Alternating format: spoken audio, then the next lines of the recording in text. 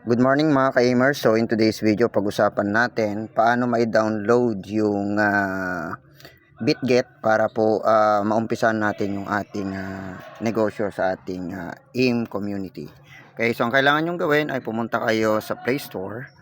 Okay, yan. So once na nandito na po kayo, ay i-type nyo lang po yung BitGet. Ito yung dating BitKeep. Okay, BitGet. Ayan. So hanapin natin yung BitGet. Yan, ito yan ha. Ito, to. Yan. BitGet wallet, BitKeep upgrade. So, upgradable yan ng ng BitGet, ng BitKeep rather.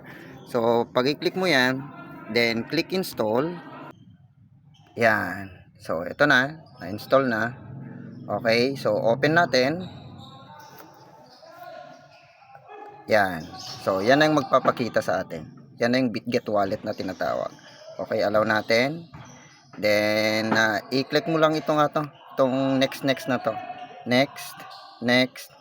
Okay. Yan. So, magki-create na tayo ngayon ng wallet. Okay? So, create wallet.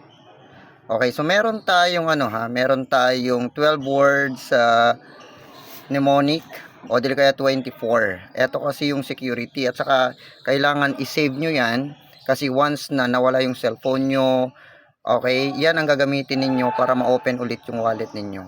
So, eto mas madali kasi. Yan, 12. Yan. So, mag-create kayo ng password ninyo.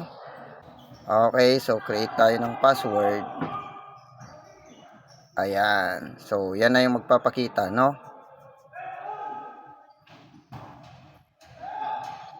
Okay, so successfully created na yung wallet natin. Got it. Ayan. So, nandito na tayo sa ating wallet. So, ang kailangan nyong gawin ay i-click ito, no? I-click, tanggalin na natin itong hindi natin kailangan. Halimbawa, itong Ethereum, hindi naman natin kailangan. Itong Bitcoin, hindi natin kailangan yung Ethereum. Yung BNB kailangan natin. Yung Ethereum, tanggalin natin yan. So, paano tatanggalin yan? Ilolong press mo lang. Tapos, lalabas yung remove from the list. So, tanggalin natin yan kasi hindi natin kailangan yan. Okay, tanggalin natin. Remove from the list lang ang i-click nyo. Yan. Tanggalin natin yan. Yan. Kung meron naman kayong USDT, okay lang naman yan. Pwede nyo namang i-open yan. Ayan. Pero gusto ko kasi tanggalin muna para mas malinis tingnan. Okay. Ngayon pag-usapan naman natin kung paano i-add yung AIM token dito sa inyong wallet, no? So ang kailangan nyo lang pong gawin ay i-click tong plus bar na to. Okay? So pag na-click nyo yung plus bar na yan, so kunin nyo muna yung yung tawag dito, yung contract address. O dili kaya pwede nyo namang i-search dito. Okay? BNB chain, then search nyo yung AIM token.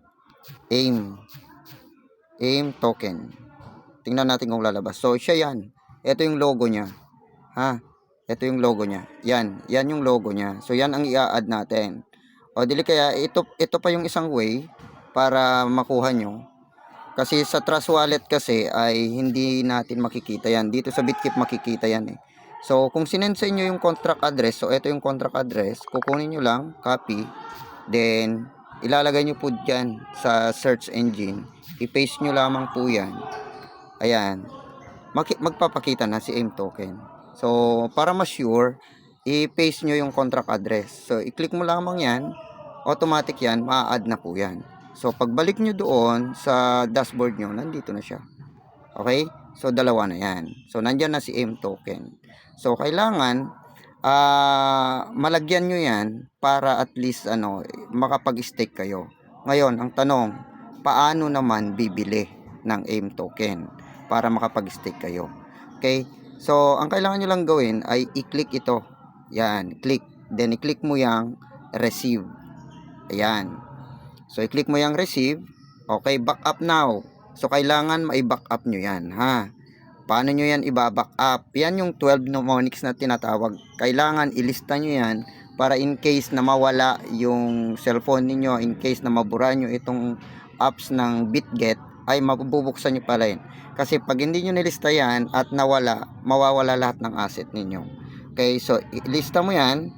Ayan, backup mnemonics. Ayan. Ayan. So, yan yung 12 phrases. Okay? Yan. So, ito yan. So, kailangan i-ano mo yan. I-save mo yan, ha? Okay? So, i-save mo yan. Kasi mamaya ay gagamitin mo yan para mabuksan. Kasi pag hindi mo na pagsunod-sunod yan, ay hindi mo mabubuksan yan. Hindi ka makakapasok.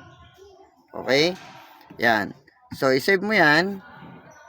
Then, backup mnemonics. So, yan na yun, no? So, kailangan mapagsunod-sunod mo yan. Halimbawa, fourth word. So, kailangan yung fourth word kanina ay mailagay mo. Ano ba yung fourth word kanina? 'Di ba? Ano yung fourth word kanina? Ang fourth word kanina ay ayan. So, i-click mo lang kung ano yung fourth word kanina. Yan. Ano yung ninth word? Okay? Yung ninth word ay ito siya. Then, yung third word. So, i-click mo lang kung ano yung hinahanap. Okay? Kaya kailangan mailista mo yung kwan kanina, 'di ba? Okay. Yan. Yan. Confirm. Ayan na, 'di ba? Nakapasok ka na. So kailangan na ilista niyo 'yon. So para makabili ka ng AIM token, so i-click mo lang 'yan, receive o dili kaya pa-scan mo lang 'yan. So ipasa mo na lang doon sa mentor mo para mapasahan ka, bili ka na lang sa kanya. O dili kaya kung marunong ka naman bumili sa GCash, sa Binance, pwede 'yon. Okay? So ganun lang ang pag-receive. Kung gusto mo naman mag-send, i-click mo yung send. Okay? Yun lang 'yon. Ngayon, ang ano naman natin, paano mag-stake. Yan, paano mag-stake. So, kailangan nyo ay i-click nyo yung dApps. Yan, click nyo yung dApps. Then, dito sa search engine, ay i-type nyo yung, i-paste nyo dyan yung referral link. So, ito yung referral link. Halimbawa, kailangan buo yan na makukuha. Pati itong number, makukuha yan. Okay, kasi pag hindi buo yan, at ito lang website, hindi mapupunta doon sa nag-refer sa atin yung karapat dapat na mapupunta sa kanila. So, dito mo lang sa i-click, dito mo siya i-long press para makuha pati yung number. Ayan, tapos copy. Then, punta ka ngayon doon sa Bitget mo. Okay, dito sa search engine. Okay, i-paste mo dyan. Okay, then click go. Okay, click go. Okay, i-click mo itong visit link. Okay. Okay, click mo yung enter. Okay. Okay. Yan, tapos i-click mo itong AIM na button. Then punta ka ngayon doon sa click mo yung AIM then punta ka ngayon doon sa connect wallet. Yan. Connect wallet, connect. Ayan na siya. So naka-connect na yan. So, ang makikita ngayon dyan ay yung AIM wallet mo. Ngayon, since 0 kasi yung laman ng wallet natin, kaya magre-reflect dyan na 0. Okay? Ngayon, halimbawa, meron ng laman yan. May laman na yan, no? So, pipili ka lamang dito ng, ng program na i-stake mo kung 100 days. Okay? Kung 100 days, 180 days, or 360 days. So, i-click mo lang yung arrow down. Then, i-type mo na dyan kung ilang AIM token ang i-stake mo. Then, i-click mo na yung stake now. Ang lalabas dyan ay go. Okay? Yan. Approve. I-approve nyo muna. So, 2 beses. So, kailangan yan pag nag-stake pala kayo, ay merong laman yung inyong BNB kasi yun yung pang-gas fee. Ayan, yan. So, kailangan may laman yan kahit 50 pesos lang. Tapos, yung AIM ninyo. So, maraming salamat. Ganun lang ang gagawin.